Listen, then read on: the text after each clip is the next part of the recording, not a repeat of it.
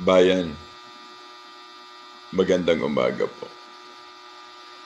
Isa pong magandang umaga sa atin pong samahan at organisasyon.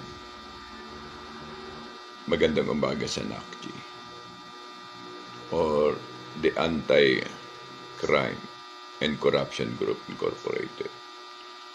Mayong buntag po sa tanan. Ang inyo pong Kuya Ed.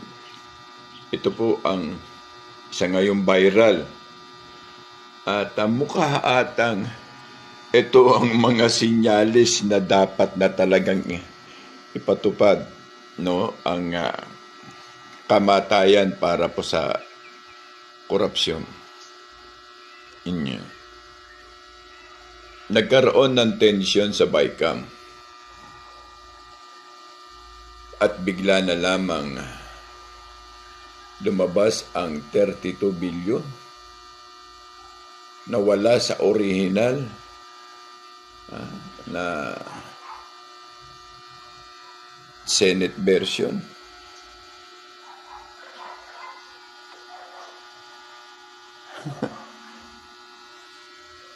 Ang Ginoo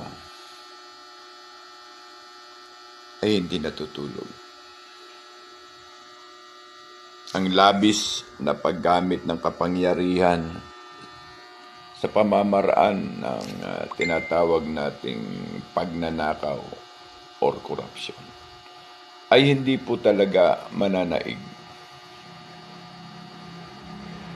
Palatandaan lamang ito na sa bawat paggalaw nila ay may nakabantay. Merong nagmamasid. 32 billion biglang lumabas na wala sa original na Senate version. Kaya nagkaroon ng tensyon. Ito po, ano po ito? Hindi po ito tatantanan bayan. Meron pa pala tayong 32 billion. Gaya nga po na sinasabi ni Kuya Ed, yung 32 billion na yan, kung i-develop yan sa likas nating yaman, tulad ng all-producing gold, silver, copper, and a metal, na magpo-provide at makapagpo-produce ng salapi na siyang susuporta sa pangangailangan ng ating ekonomiya, paaralan, edukasyon, ay sa palagay ko, malaking tulong ang 32 billion. Pero ano ang sa kanila? Ito ay nanakawin lamang. Buti na lamang may mga tao na ngayong hindi na kaya ang magnakaw pang muli o makapagnakaw pang muli. Ito ang maganda sana sa transparency na hinihingi at sinisigaw natin. Dapat ipabatid sa taong bayan in a public way, transparency, ang mga programa at ang mga sumusunod na programa. Hindi lamang sila ang may alam at nakababatid sa kung ano ang konsepto na pangangailangan ng ating pamahalaan. Ganon din po ang taong bayan. 32 billion. Insertion na naman. Kahit ano po ang itawag nyo dyan sa 32 billion na wala sa tunay na original na propose doon sa Senado, insertion pa rin po ang tawag dyan. Kaya pag napirmahan yan, injected na po ang 32 billion. Saan po mapupunta ang salapi ng taong bayan na 32 billion? Ayun nga po naka-original sa program. Hindi pa po natin kaya o alam kung yung ba ay magagastos at ika nga may spend ng tama before the office of the COA. Nagpapasalamat po tayo, bayan, sa mga kaalamang nagsama-sama upang makita yung bagay na ito.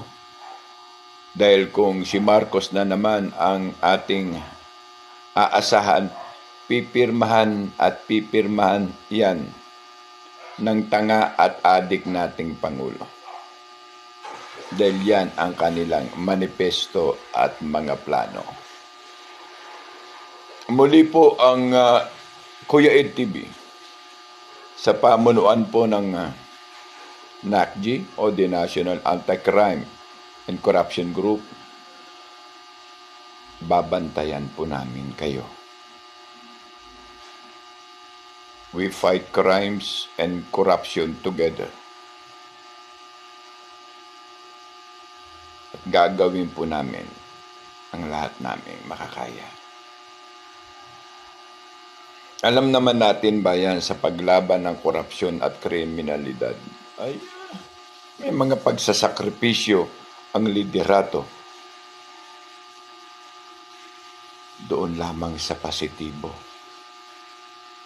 At nananalig na may magagawa tayo, lalo na ang ating mga miyembro. Muli po ang inyong Kuya Ed TV ay nag-iiwan muli ng isang katotohanan na preamble ni Thomas Jefferson. Even the kingdoms will fall when corruption invade his mind and soul. 32 billion? Wow! Ang galing! Using your goddamn head.